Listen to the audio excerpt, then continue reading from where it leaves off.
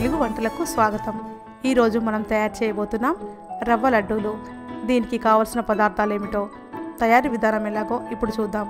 పచ్చి కొబ్బరి, పంచదార, నెయ్యి అరకప్పు, కాజు, బాదాం, కిస్మిస్, బొంబాయి రవ్వ। ఇప్పుడు తయారీ విధానాన్ని చూద్దాం। ముందుగా పచ్చి కొబ్బరిని చిన్న ముక్కలుగా కట్ చేసుకొని మిక్సీ జార్లో వేసుకొని మెత్తగా గ్రైండ్ చేసుకోవాలి। ఇప్పుడు ప్యాన్ పెట్టుకొని అందులో 2 టేబుల్ స్పూన్ల నెయ్యి వేసుకొని ఈ బొంబాయి రవ్వని దోరగా వేయించుకోవాలి। ఇప్పుడు రవ్వ బాగా ఫ్రై అయిపోయింది। దీన్ని వేరొక ప్లేట్లోకి తీసుకొని పక్కన పెట్టుకోవాలి। ఇప్పుడు ఇంకొక 2 టేబుల్ స్పూన్ల నెయ్యి వేసుకొని ఈ పచ్చి కొబ్బరి తురుముని కూడా వేసుకొని బాగా ఫ్రై చేసుకోవాలి। ఇంకొక 2 టేబుల్ స్పూన్ల నెయ్యి వేసుకొని అలాగే ఈ డ్రై ఫ్రూట్స్ కూడా వేయించి పక్కన పెట్టుకోవాలి।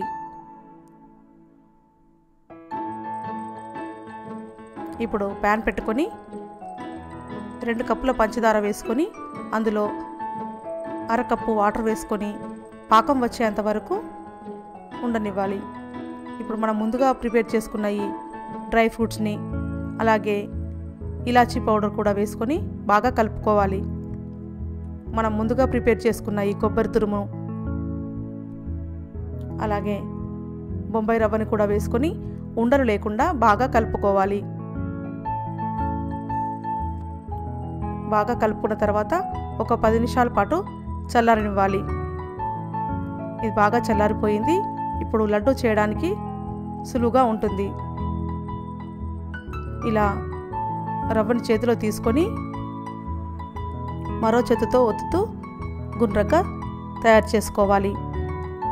ఈ రవ్వ మిశ్రమం పూర్తిగా చల్లారక ముందే చేసుకోవాలి, ఎందుకంటే బాగా చల్లారిపోతే లడ్డు కట్టడానికి సులువుగా ఉండదు కాబట్టి కొంచెం వేడిగా ఉన్నప్పుడే తయారు చేసుకుంటే లడ్డూలు గుండ్రంగా తయారవుతాయి। చూస్తున్నారుగా, లడ్డూలు చాలా చక్కగా రెడీ అయిపోయాయి।